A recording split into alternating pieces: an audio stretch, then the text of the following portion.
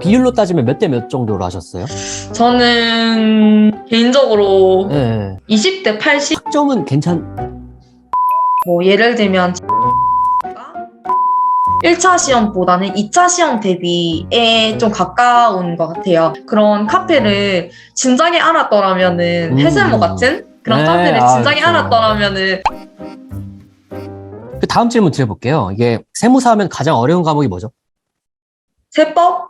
네, 이 세법에 대한 질문이 굉장히 많아요. 그래서 이 세법을 어떻게 해야 붙을까? 이런 질문들이 상당히 많이 올라오거든요. 세법에 관한 어떤 좀 본인만의 꿀팁이나 공부법이 있으시다면? 세무사니까 세법을 많이 해야 되는 게 당연하겠죠. 처음에는 일단 재밌었어요. 저는 세법을 공부했을 때 뉴스에 나오거나 뭐 그런 연금 이런 내용이 나오면은 이게 이렇게 쓰이구나, 시장에서 이렇게 쓰이구나 라는 생각에 엄청 좀 재밌었던 것 같아요, 처음에는. 근데 공부하면 공부할수록 법인세 공부하고 소득세 공부하고 부가세 공부하면 할수록 법인세가 다 잊어먹고 막 엄청 외워야 한다는 부담감이 있었는데 일단은 세무사 합격이 목표이기 때문에 전체를 안고 가야 된다는 거는 좀 힘든 것 같아요. 가락만 넣으면 되니까 포기할 거는 포기하고 중요한 거에 집중하는 게 좋은 것 같습니다. 그래서 예를 들자면은 1차 시험에서 기출문제를 보면은 빈도수가 제일 많은 게 접대비랑 기부금이 좀 많았던 것 같아요. 그 내용에 대해서는 전체적으로 숙지하되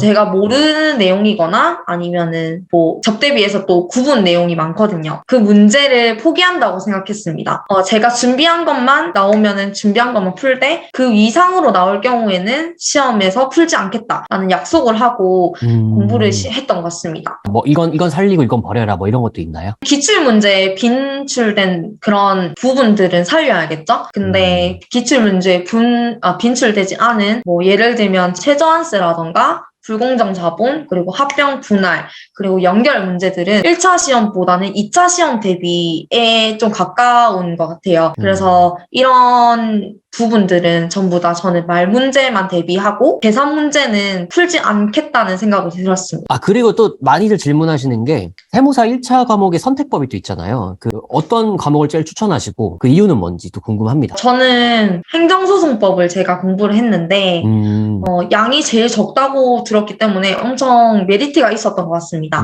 양이 일단 1차 시험 칠 때 세법도 어렵고 처음 보고 재무회계도 처음 보고 재정학도 경제 분야라서 어렵게 느껴졌기 때문에 선택법이라도 좀 뭔가 고득점이 있어야 된다고 생각했어요.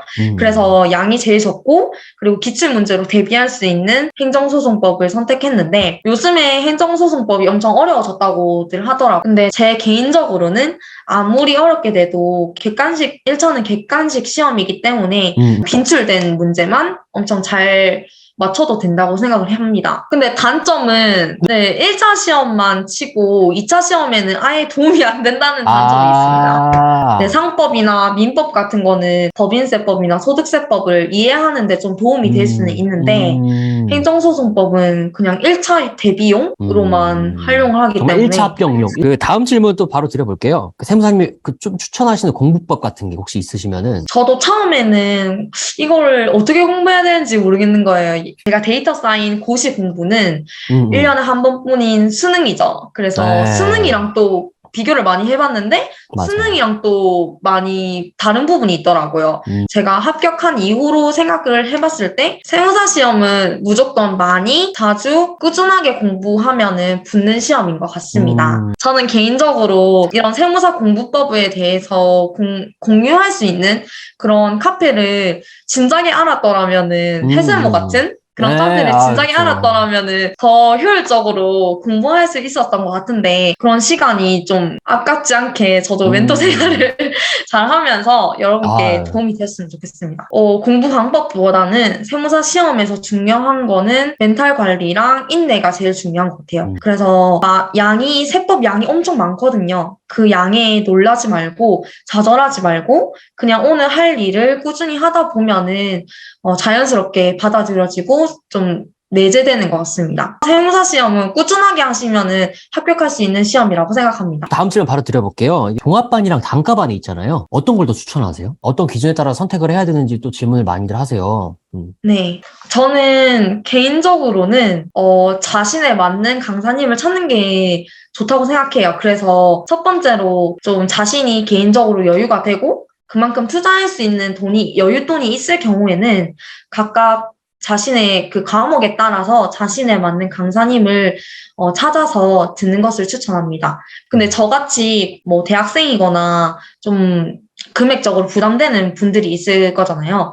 근데 그런 분들한테는 종합반을 추천합니다. 저도 종합반을 들었었고. 네, 다음 질문 드려볼게요. 이제 헤란 세무사님께서는 이제 대학생으로 병행하시면서 합격을 하셨는데 이 병행하는 사람들을 위한 좀 꿀팁이 있을까요? 저는 한 학기만 병행을 했었는데 저는 선택과 집중이 제일 중요한 것 같습니다. 학교 공부가 있고 세무사 공부가 있을 때 저는 세무사 공부에 좀 더 올인을 했었던 것 같습니다. 비율로 따지면 몇 대 몇 정도로 하셨어요? 저는 개인적으로 네. 20대 80? 아, 진짜 이렇게. 8대2 수준으로? 네. 와, 그 상당히, 학점은 학점은 그래도 10점대 중반 나왔습니다.